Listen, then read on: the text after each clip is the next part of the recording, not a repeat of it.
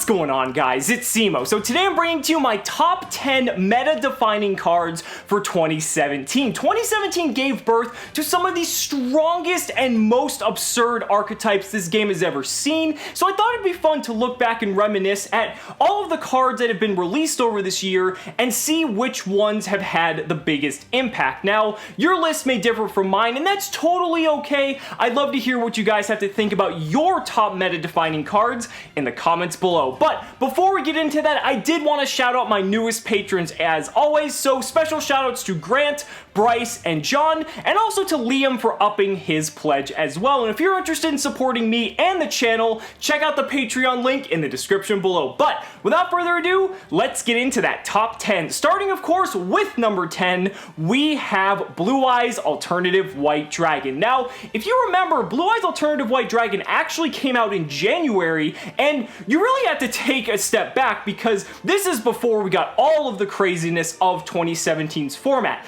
Blue Eyes Alternative White Dragon was actually the card that brought Blue Eyes into the competitive spotlight, and if you guys remember, Blue Eyes was actually a meta-viable strategy for a very short period of time until we got some other sets that came out a little bit later. Blue Eyes was terrorizing the OCG, and we did not get to experience that same level of Blue Eyes as the OCG, but at the same time, I definitely feel that Blue Eyes Alternative White Dragon deserved a spot on this list because it did make an impact as soon as the card was released, and it really is just, it's so crazy that an anime archetype like that was something that you would never think that would be actually competitively viable was topping events left and right. So even though it was short-lived, I definitely, especially because I love Blue Eyes, feel that Blue Eyes Alternative White Dragon is well deserving of that number 10 slot. But moving on to number 9, we have another old and short-lived card,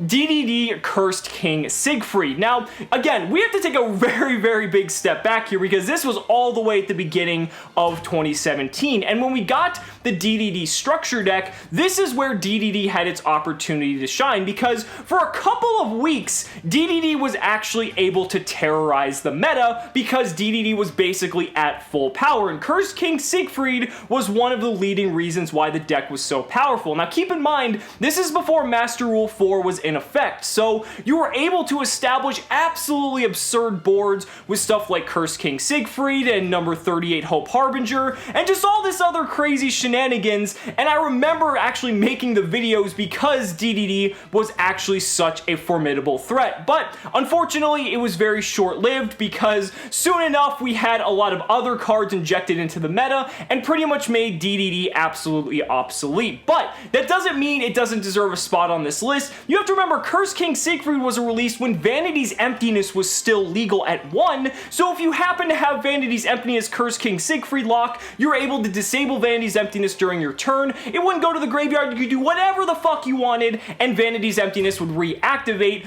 during your opponent's turn, pretty much putting a ton of pressure on your opponent. DDD was such a strong deck, but it never really had the opportunity to shine, neither here in the TCG or the OCG. It's a little bit unfortunate, but there was plenty of other decks that did have the opportunity to shine, and one of those, which gets us into our number 8 slot, is Trickstar Reincarnation. You guys are probably surprised to see Trickstar Reincarnation is so low on this list, but that actually just goes to show the raw power level of all of the cards that are actually on this list. But I feel that Trickstar Reincarnation did need to make an appearance here some way or another, because Trickstar Reincarnation gave way to a brand new meta style of deck that we really hadn't seen before. It's a deck where it incorporates burn into the strategy, but burn isn't really the primary win condition of the deck. It's kind of, you know, a mix of being able to just rush down your opponent with doing combos and damage, and then the burn is kind of like the after effect where if you get your opponent's life points low enough, they're just going to burn themselves out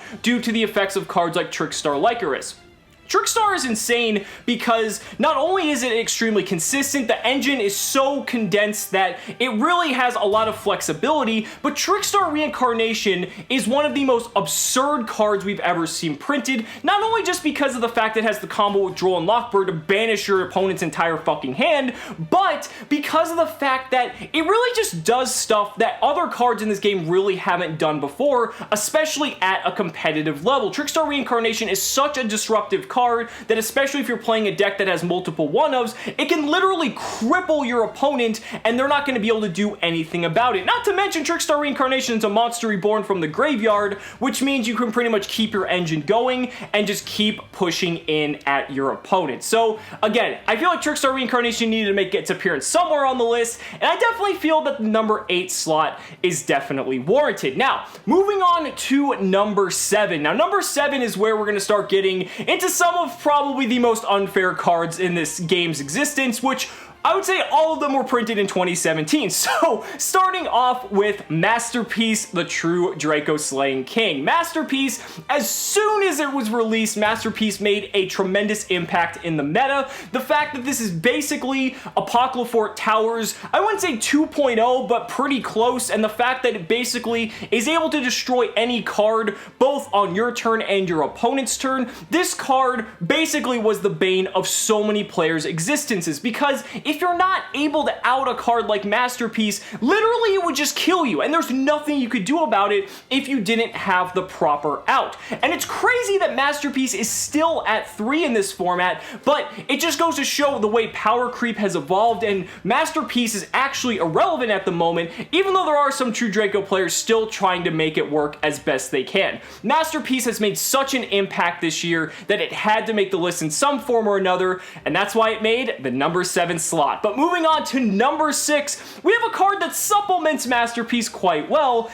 and that card is Dragonic Diagram. Now, Dragonic Diagram is above Masterpiece because of the fact that it was not only a good facilitator for Masterpiece, but it was an enabler for so many other different decks outside of the fact that you could just get Masterpiece off of it. This card gave way to decks like Dinosaurs, being able to pop baby Cerasauruses in hand, and not only get searches off of it, but trigger the baby dinosaurs in the graveyard. This was a deck that saw extreme presence in the OCG, even though it got crippled here in the TCG before it got to see really the full power that the deck had at its disposal. There was True Draco Zodiac. There was so many different combos that Dragonic Diagram would enable. The fact that the card was at 3 and Terraforming was at 3, there was actually an outcry for a card like Dragonic Diagram to get hit on the ban list because of the fact that it's so generic and the fact that it really would just enable so many different combos for so many different decks that's why I feel it deserved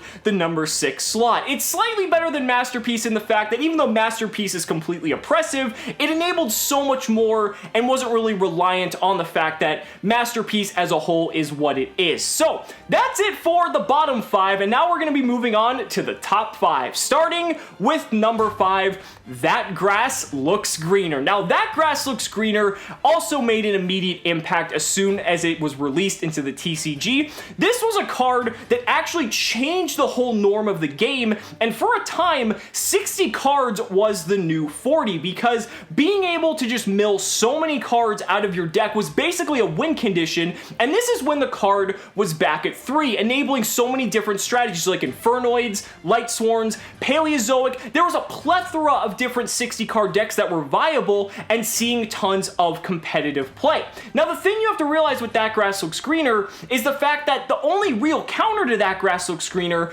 was the fact that people would have to play 60 card decks so that they wouldn't get milled out by it. And that's crazy, and people are actually using that as a viable strategy because they didn't want to lose to an auto win card like That Grass Looks Greener. The card is so powerful that it is now currently at 1 on the Forbidden and Limited list, and even to this day, you still see people playing 60 card Infernoid and Lightsworn variants, utilizing cards like Left Arm Offering to get to that 1 copy of That Grass Looks Greener as quickly as possible, and it still has the extreme raw power that it did before. You just don't have 3 copies of it. So I definitely feel that it's deserving of the number 5 slot just because of really the impact that it's carried on in the legacy it's had up to this point in the game's history. Now, moving on to number 4, if we're talking about cards that are going to have a legacy, this one's definitely going to leave one as well, and that card is Evenly Matched. Evenly Matched is one of the most brand new cards at the time of making this video, but has had such a tremendous impact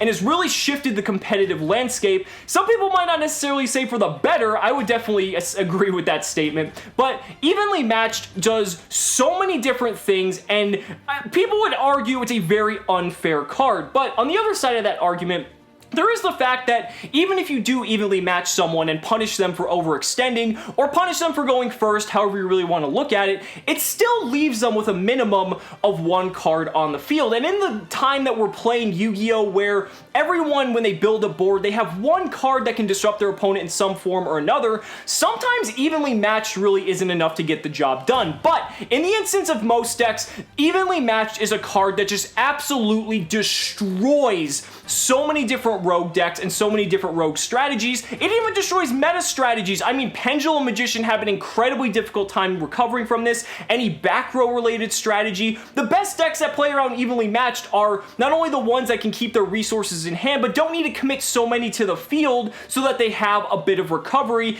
if they are to get hit by evenly matched. And it's kind of weird that in the meta that we're in, the card is so powerful, but at the same time, people are still able to play around it. But this card has caused so much controversy. It's such a polarizing card because of its sheer power. Some people argue that this card should have never been made, but it came out and it's something that we're going to have to deal with for the time to come. Well, at least until it gets hits on the ban list in some form or another, but we'll see. Now moving on to number 3, this is a card that you guys were probably expecting on here in some form or another, and that card is Spiral Double Helix. Now, I might have put Spiral Double Helix a little bit higher than some of you guys might have anticipated, but the reason for that is very simple. Spiral Double Helix took a tier 2 at best deck and made it the best deck of the format, not only just by, a slim margin, but the fact that it made it a borderline tier 0 archetype, and the fact that it has carried the weight of this deck on its shoulders and is capable of doing so many stupid and degenerate things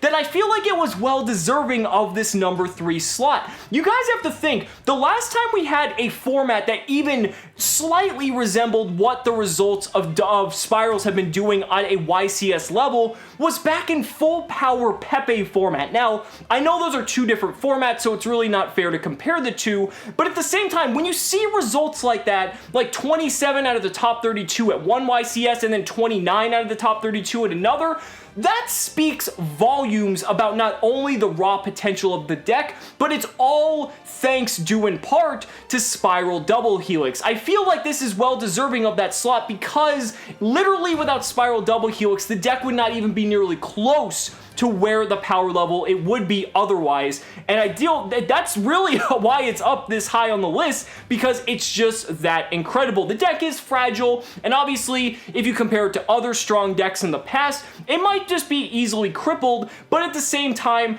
it's definitely worth the slot. Now, moving on to number 2. This is, again, probably another card you're waiting for on this list in some form or another. The card that's worth its weight in gold, Ash Blossom and Joyous Spring. Now, Ash Blossom is just literally one of, if not the best hand traps ever made. This card stops so many power cards in the game and can really cripple your opponent in so many different forms that if you don't play around it correctly, it can literally just be the death of you in any single game that you play. There's a reason why this card is worth as much as it is, not only because it only has 1 printing, that's pretty obvious, but because of the fact that literally every single deck, at least on a competitive level, needs to play this in order to just have a chance. Now, obviously, there have been decks that have topped that haven't played Ash Blossom, or maybe they only played 1 or 2 copies, maybe not the full 3. But having the 3 copies of Ash Blossom in your deck makes such a difference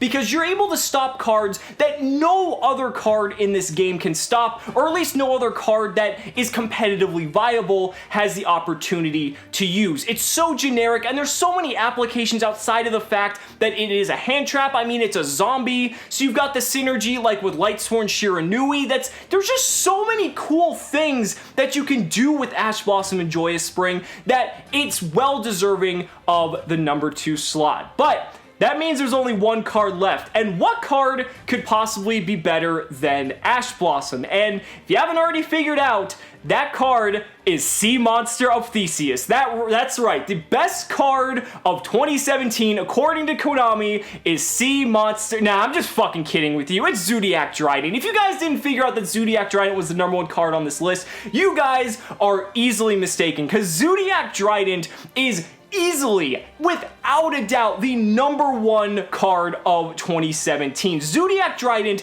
is arguably one of the most oppressive monsters in this game's existence. It's so generic, and you can even tie this together with Zodiac Broad Bowl and Zodiac Barrage, because I was gonna have 3 separate slots for each, but I figured just make them all #1 because they're so generic. The engine itself can be splashed into a plethora of different decks that you are seeing so many different variants like Paleo Zodiac, True Draco Zodiac, hell, there was Spiral Zodiac, and imagine Spiral Zodiac now with double helix being a thing. That would just be absolutely fucking crazy. So again, Zodiac Trident, one of the most oppressive cards ever made, one of the most generic, but at the same time, a lot of people hated this card, but it also did something rather unique, and it was the fact that everyone could essentially splash the Zodiac engine into any deck they were playing. Now, obviously, there's exceptions to that rule, but you would see all of these really cool variants that would incorporate Zodiac in some form or another, and you also had Zodiac Barrage to help you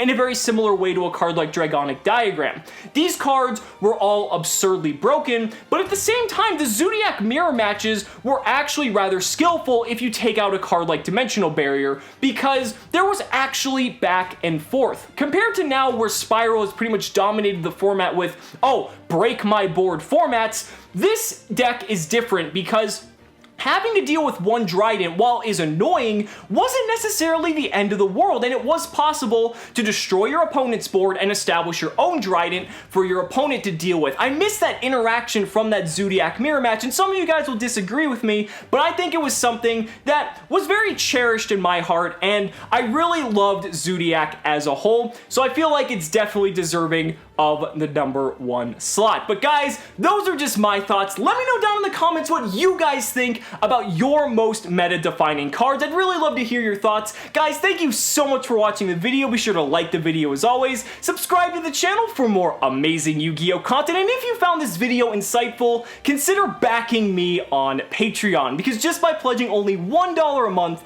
you're investing in my ability to continue bringing you amazing Yu-Gi-Oh content. So thanks so much again, and we'll see you next time.